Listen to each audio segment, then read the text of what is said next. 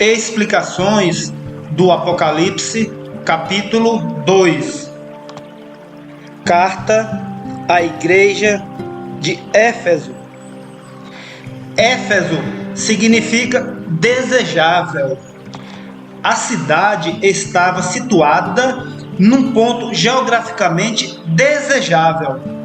Assim, o período histórico da igreja, quando os apóstolos ainda viviam e podiam guiar e aconselhar pessoalmente os líderes, foi, sem dúvida, um período desejável. Éfeso tem sido chamada cidade mutável, em virtude do caráter instável do sítio em que estava edificada. Ela podia perfeitamente representar o início da era cristã, pois nenhum período da história testemunhou mudanças mais drásticas no pensamento humano. A mensagem revolucionária de Jesus desafiava todo o sistema do pensamento social. Nada podia impedir o progresso do cristianismo. Ele nasceu na tormenta, nutriu-se no ciclone e varreu o mundo como um tornado. E Éfeso, a cidade mutável, simbolizava essa era. Éfeso foi fundada durante o 11º século antes de Cristo. A cidade era adornada com templos formosos e ali estava a sede do culto a Diana ou Ártemis. A deusa Efésia era centro de rito orgíaco de fertilidades, de caráter altamente imoral. Era conhecida como a Grande Mãe ou Grande Mãe dos Deuses. No Concílio de Éfeso, em 451 d.C., o título Mãe de Deus foi aplicado à Virgem Maria, ato que traz o estranho odor daquele culto pagão da cidade de Éfeso. O templo de Diana foi originalmente construído em 480 a.C. Após ser destruído pelo fogo, na noite do nascimento de Alexandre, em 356 a.C., o templo foi reconstruído e foram recebidos donativos de toda a Ásia Menor, e a reconstrução levou 120 anos. Era uma das 7 maravilhas do mundo, construído que foi em mármore vermelho, azul, amarelo e branco. Diz-se que usou ouro como argamassa. Éfeso era conhecida como cidade guardadora do templo. Timóteo era provavelmente o pastor da igreja de Éfeso quando João estava escrevendo. Esta igreja foi elogiada pelo seu inquebrantável zelo. Era uma igreja operosa que buscava arduamente por Deus. Seus membros eram leais às doutrinas. Tinham posto à prova os seus mestres. A palavra de Deus era a norma da sua fé. Em muitas igrejas hoje, o modernismo ou liberalismo tem devorado o coração da mensagem cristã. Os nicolaítas eram um grupo herético que considerava desnecessário subjugar os desejos da carne, como o requeria a lei moral. Os nicolaítas são mencionados também na carta à igreja de Pérgamo, mas, a despeito do zelo, todo o trabalho é morto se não inspirado pelo amor. E Éfeso, havia perdido o seu primeiro amor. Haviam caído do seu elevado lugar de honra. O ministério da iniquidade já estava começando sua obra nefasta.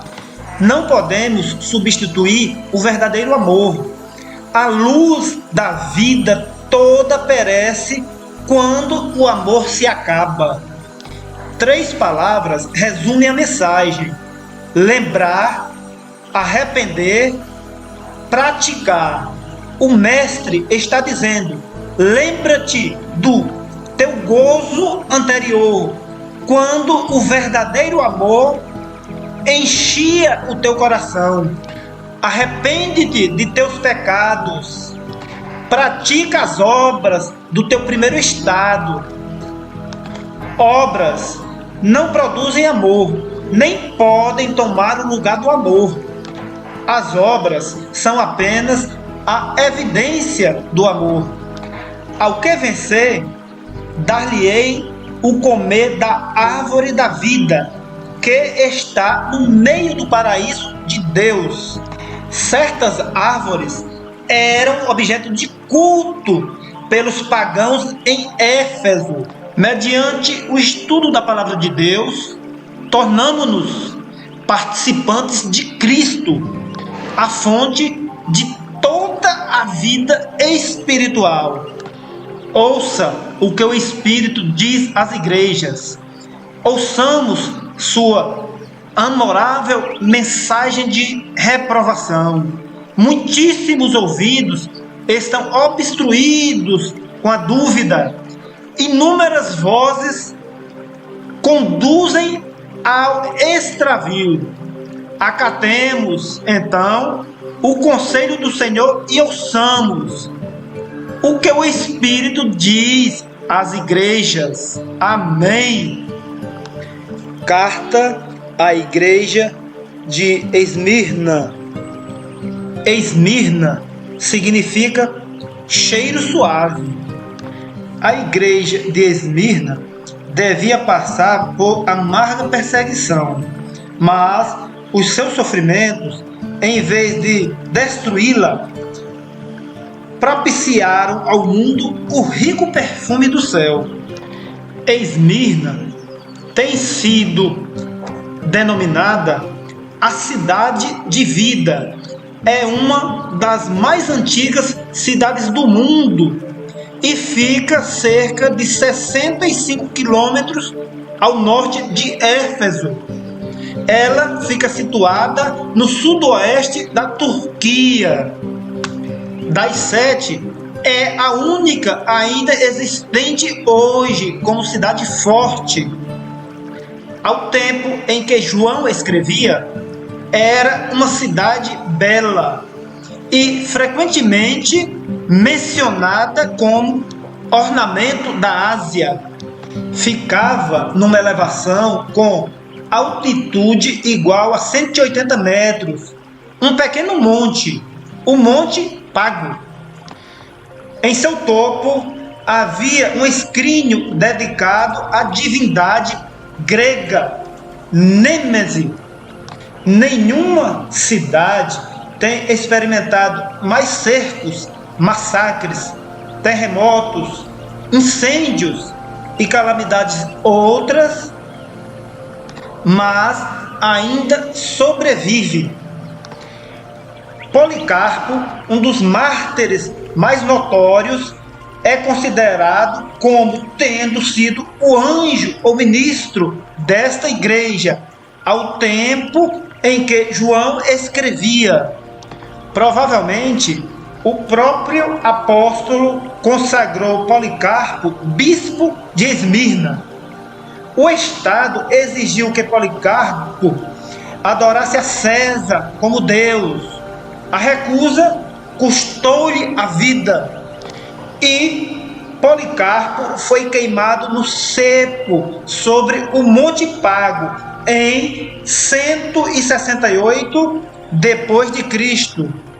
Seu martírio, bem como as amargas experiências pelas quais a igreja de Esmirna estava passando, podem bem simbolizar este período da história da igreja. Durante esse tempo, foram os cristãos compelidos a se reunirem em segredo. Este segundo período da história da igreja estendeu-se aproximadamente desde o ano 100 até o ano 350 depois de Cristo. Cristo não teve palavras de reprovação para esta igreja. Ele sabia onde estavam vivendo e como haviam trabalhado. Havia alguns entre eles que a si mesmos se declaravam judeus, mas eram na realidade a sinagoga de Satanás.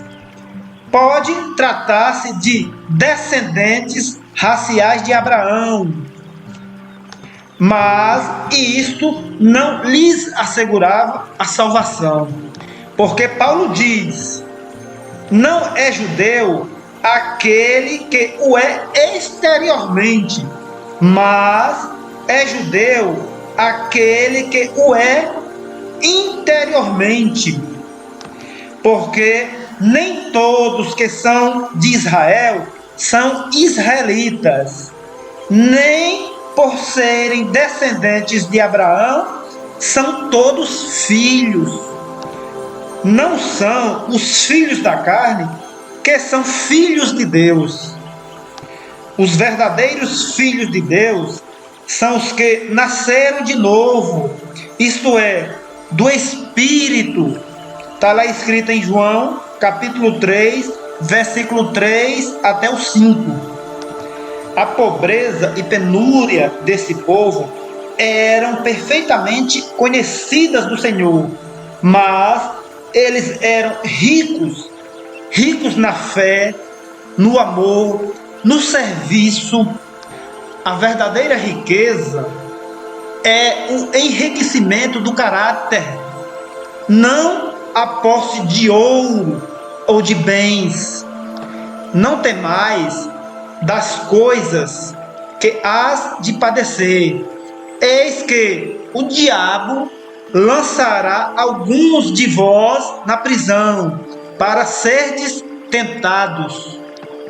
As provas podem vir por permissão divina, mas Deus não é o autor da tentação.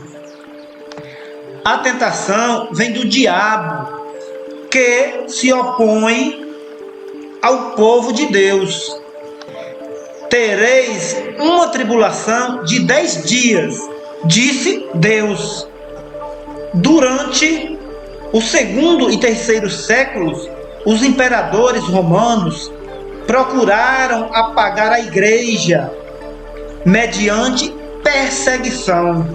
Certo número de perseguições, 10 ao todo, foram instigadas, mas a de Diocleciano foi a pior. Este durou 10 anos, de 303 a 313 depois de Cristo, ou até a subida de Constantino ao trono. Se avaliarmos isso como tempo profético, um dia como um ano literal. Ezequiel, capítulo 4, versículo 6. Número, capítulo 14, versículo 34. Então, os 10 dias de perseguição foram literalmente cumpridos. Ser fiel até a morte.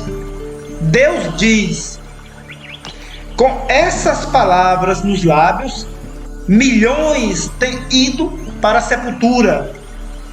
Nem sempre Deus considera conveniente remover a prova, mas Ele se empenha em nos sustentar e promete a recompensa da vida eterna.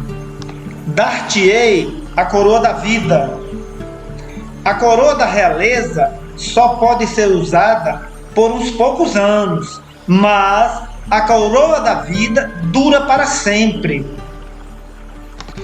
Quando aparecer o sumo pastor, alcançareis a incorruptível coroa de glória. Este não sofrerá o dano da segunda morte. Quando o ímpio morre, outra morte o espera. A segunda morte, na morte de sentença do juízo. Apocalipse 20, versículo 6. Mas, quando o vencedor dorme em Jesus, sabe que será ressuscitado, não para juízo, mas para a vida eterna com Cristo. Quem tem ouvidos, ouça o que o Espírito diz às igrejas. Amém. Carta à igreja de Pérgamo. Pérgamo significa altura ou elevação. A cidade ficava numa elevação de cerca de 300 metros de altitude e foi construída por gregos cerca do ano 1150 a.C. A elevação era uma defesa natural, sendo a cidade considerada inexpugnável.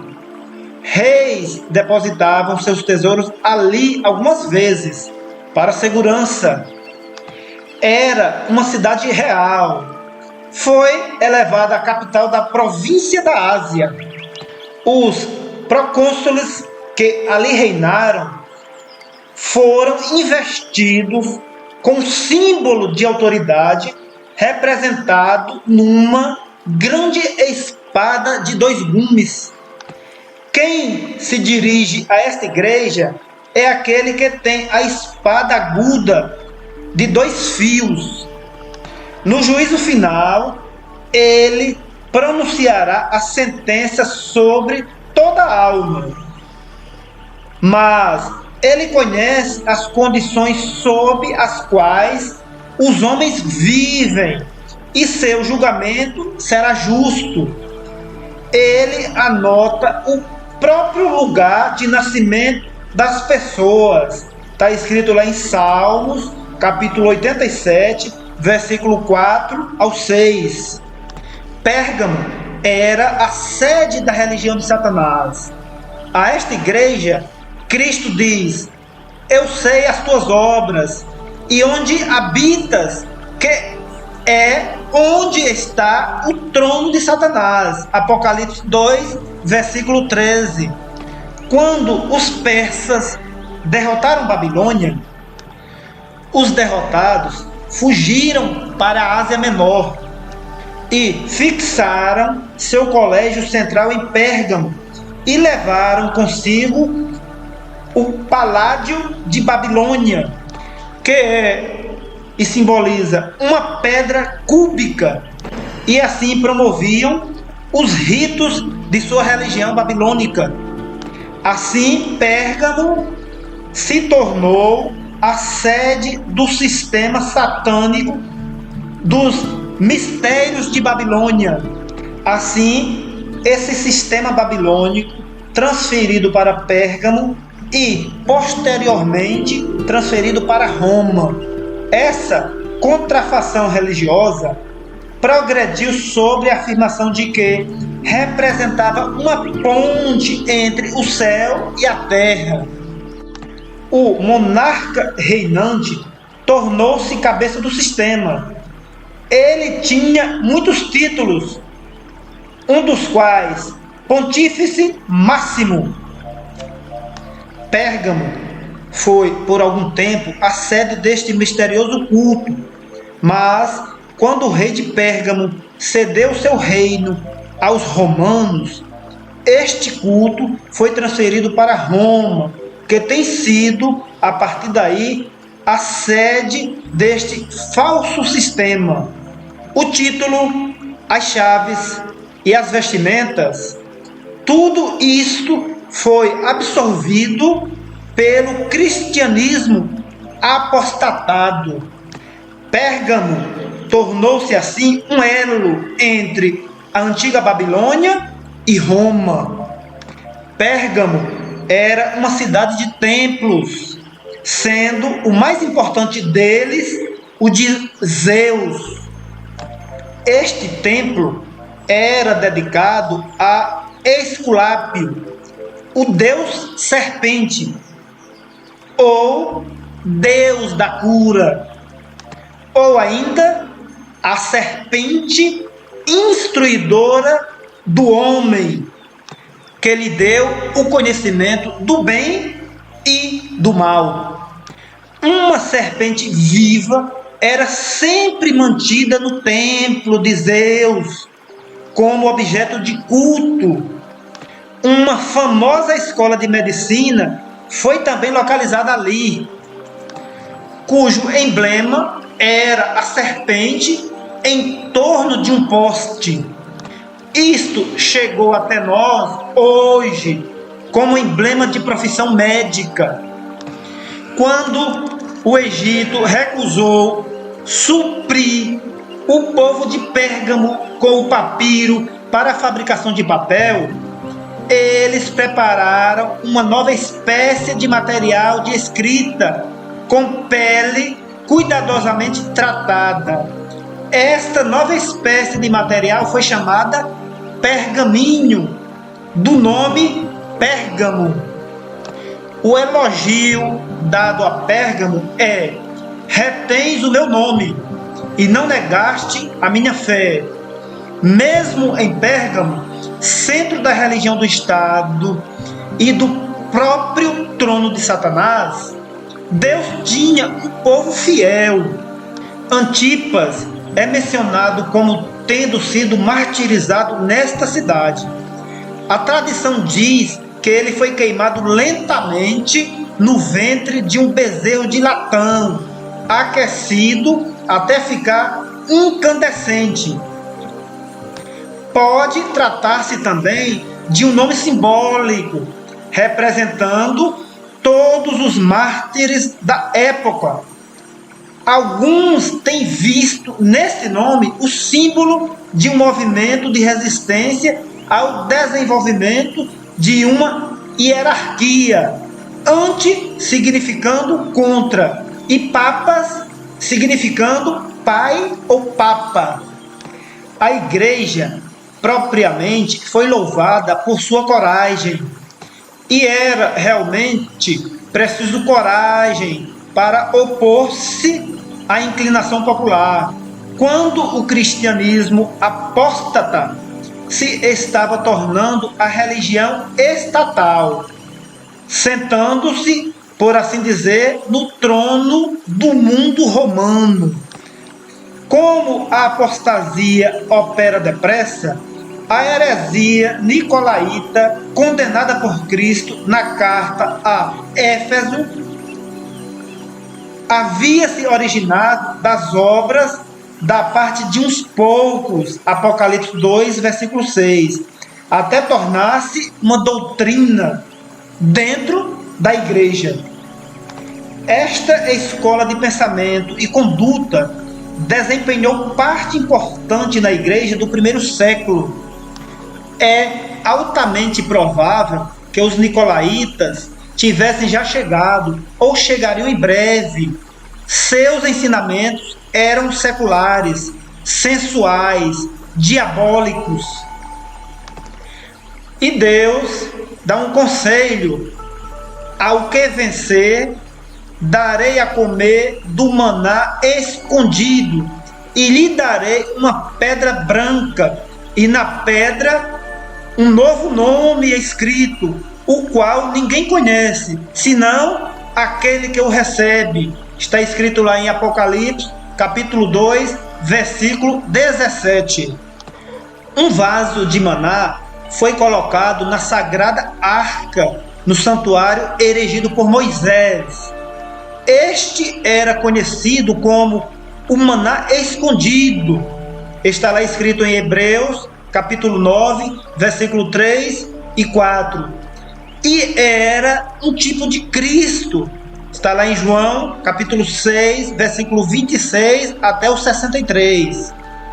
Somente quando nos alimentamos dele, de Cristo, o pão vivo, podemos crescer à sua semelhança. A pedra branca era também significativa. Os juízes nas cortes, nesse tempo, usavam pedras brancas e pretas ao fazerem suas decisões. Brancas para inocentar e pretas para condenar. Também quando os escravos eram libertados, davam-se-lhes pedras brancas, em que os seus nomes, algumas vezes mudados, eram escritos. Como vencedores em Cristo, somos libertados dos grilhões do pecado para nos tornarmos membros da família de Deus. E é-nos dado um novo nome. Se o Filho vos libertar, verdadeiramente sereis livres. Está escrito lá em João, capítulo 8, versículo 36. O cristão precisa não somente de um novo nome, mas necessita igualmente alimentar-se do maná escondido, que é a palavra de Deus. Nosso problema é que nos achamos tão ocupados que deixamos de tomar nossa porção do maná celestial cada dia. Ao antigo povo de Israel fora ordenado colher o maná fresco cada manhã. Está escrito lá em Êxodo, capítulo 16, versículo 21. Então lemos: aquecendo o sol, derretia-se. Se deixassem de colhê-lo de manhã, não o teriam para o resto do dia. Cuidemos de tomar nossa porção antes que os deveres do dia comecem. Quem tem ouvidos, ouça o que o Espírito diz às igrejas. Amém. Carta à igreja de Tiatira. Tiatira significa sacrifício de contrição e adequadamente representa o período da história da igreja em que a fé simples foi mudada por meio da apostasia ou sacrificada, sendo substituída por obras e penitências. A salvação não pode ser comprada ou merecida por nenhum meio. Ela é dom de Deus. Vem a nós pela graça e pela graça somente. Mas, no quarto período da história da igreja, os homens se desviaram da simplicidade do Evangelho de Cristo e, em seu lugar, construíram um elaborado ritual e um sacerdócio de feitura humana. Foi triste o dia em que os professos cristãos mudaram a contrição do coração por obras mortas, quando a fé simples, a fé em Jesus, a fé de Jesus foi substituída pelo elaborado ritual da missa. A cidade em si dava a impressão de fraca, tornada forte. Foi construída por Seleuco, um dos generais de Alexandre, em 280 a.C., sendo a princípio um posto avançado de cavalaria. Ela foi construída para ser uma cidade-sede de guarnição militar.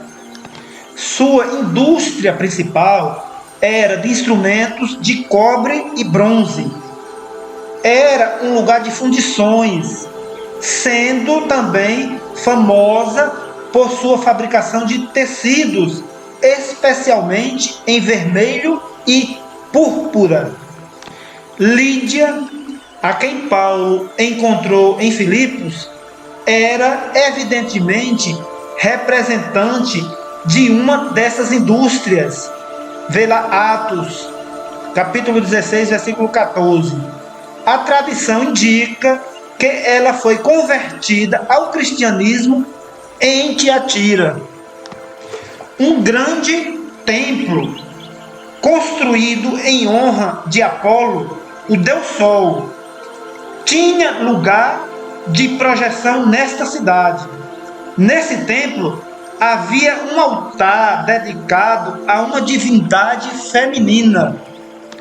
Alguns estudiosos creem que, ao tempo em que João escreveu esta carta, havia uma mulher na igreja tida como profetisa e que dominava a igreja, sendo aqui referida como Jezabel.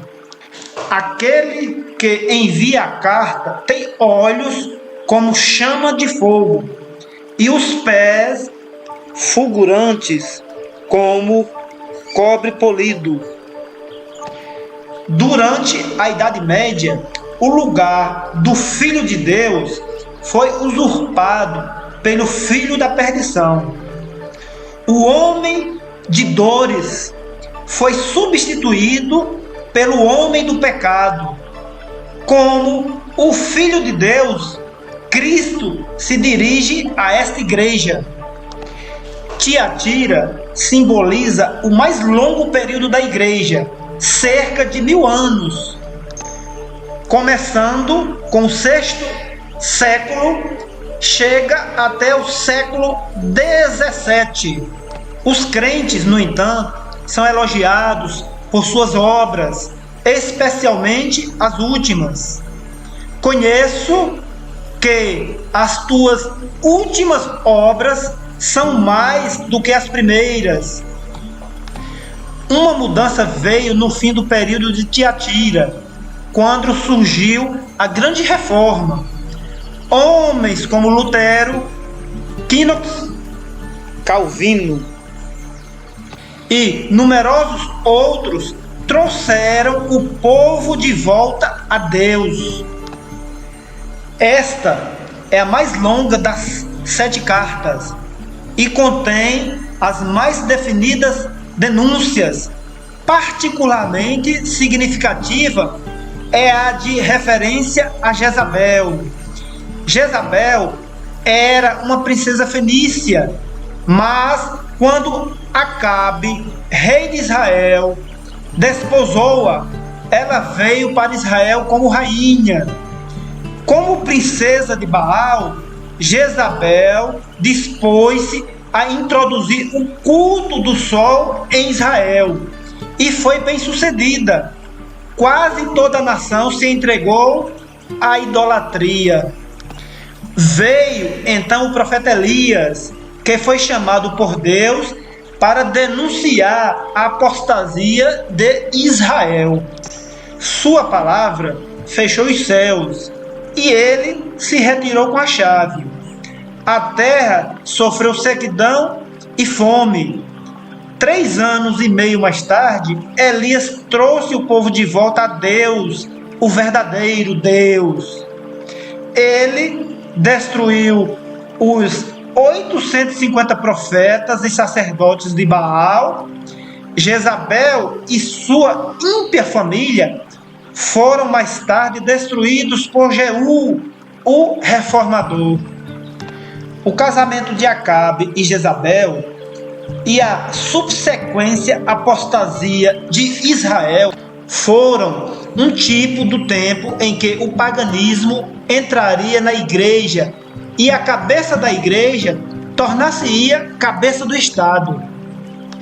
Em 538 d.C., o imperador Justiniano baixou um decreto estabelecendo o bispo de Roma como o corretor de hereges, dando-lhe assim autoridade temporal e eclesiástica sobre todas as igrejas.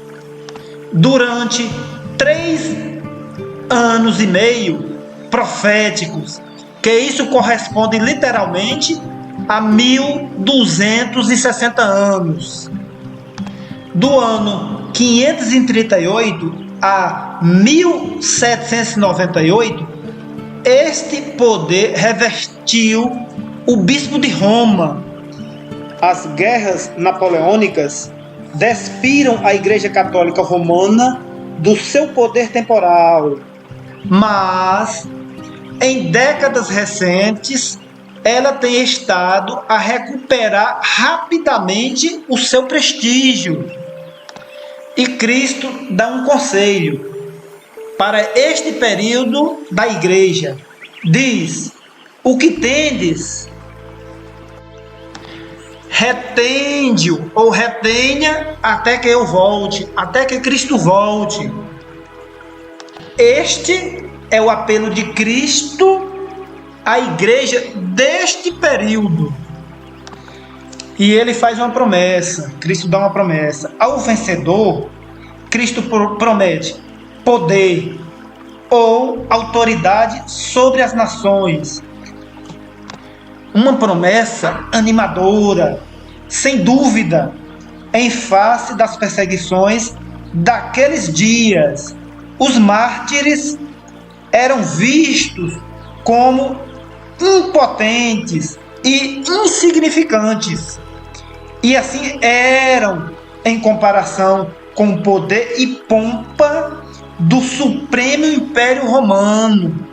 Mas a promessa é que eles reinarão com Cristo em sua vinda e em seu reino, e então terão poder sobre as nações. Mas havia ainda outra promessa: dar-lhe-ei a estrela da manhã. Verso 28. Como a estrela da alva, ou estrela da manhã, aparece numa hora escura da noite, assim Cristo, a estrela da alva, ou a brilhante estrela da manhã, promete aparecer na hora de nossa maior prova. Ao tempo em que a Igreja estava passando pela sua mais escura hora de apostasia, o Espírito de Cristo inspirou homens tementes a Deus, como Wycliffe, Hus e outros, que conduziram o povo à volta à palavra de Deus. Eles foram arautos da reforma, prestes a ocorrer. Quem tem ouvidos, ouça o que o Espírito diz às igrejas. Amém. O Senhor logo virá. Amém.